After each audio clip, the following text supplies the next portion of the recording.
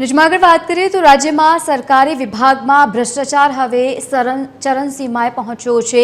ગોધરામાં અધિકારી આરજે ડોડિયાનું લાંચ લેતો એક વિડીયો સોશિયલ મીડિયા પર વાયરલ થયો છે। મહત્વનું છે કે સમાજ કલ્યાણ અધિકારીનો 8,000 રૂપિયાની લાંચ લેતો આ વિડીયો સામે આવ્યો છે। સરકારી યોજનામાં કામ કરવા બદલ લાંચની માંગણી કરી હતી અને એ માંગ્યા હોવાનો વિડીયો પણ સામે આવ્યો છે। જાહેરમાં લાંચ સ્વીકારતા દ્રશ્યોથી હવે ખળબળાહટ મચી ગયો છે। વિડીયો વાયરલ થતાની સાથે જ વહીવટી તંત્રમાં પણ ખળબળાહટ।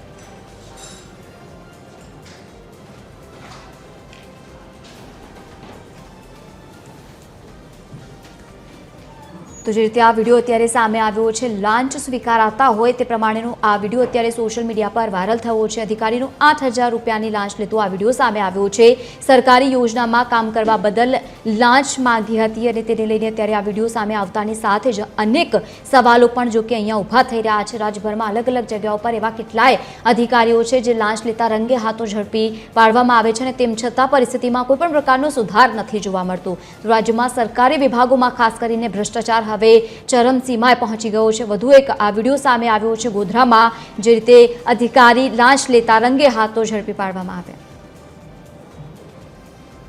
વધુ માહિતી સાથે સંવાદદાતા પાર્થ પંચાલ જોડાયા છે। પાર્થ, શું સમગ્ર ઘટના આ બની હતી? વિડીયો સામે આવ્યો છે, શું વધુ માહિતી?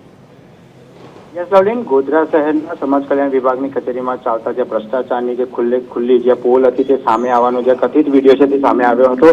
આજ લવલીન સમાજ કલ્યાણ વિભાગના જવાબદાર અધિકારી હતા જે આજે ડોડિયા જો દ્વારા 8,000 થી પણ વધુને રૂપિયાની લાંચ લીધો હોવાનો જે વિડીયો હતો તે કથિત વિડીયો સામે આવ્યો હતો। સમગ્ર વિડીયો હાલ વાયરલ થઈ રહ્યો છે અને વાયરલ વિડીયોને લઈ સરકારી યોજનામાં જે કામ કરવા બાબતે જે અધિકારી હતા તેમણે જે માંગ કરી હતી પૈસાની અને જે ખુલ્લામાં જે ભ્રષ્ટાચાર છે તેનો સોશિયલ મીડિયામાં હાલ વાયરલ થઈ રહ્યો છે। ત્યારે આ સમગ્ર વિડીયોને લઈ હાલ વહીવટી તંત્રમાં પણ એક ખળબળાટ મચી છે અને કઈ પ્રકારની આગળ કાર્યવાહી કરવામાં આવી રહી છે લવલીન, તે ચોક્કસપણે હાલ સવાલો મૂંઝાઈ રહ્યા છે। જી બિલકુલ, આભાર સમગ્ર માહિતી સાથે જોડાવા બદલ। તો વિડીયો સામે આવતાની સાથે જ અનેક સવાલો પણ ઊભા થઈ રહ્યા છે।